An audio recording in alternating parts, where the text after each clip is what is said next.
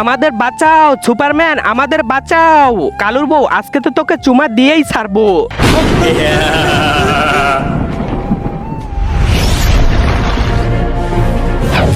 মোটা ভালু, আজকে তোকে আমি জীবিত ছাড়বো না।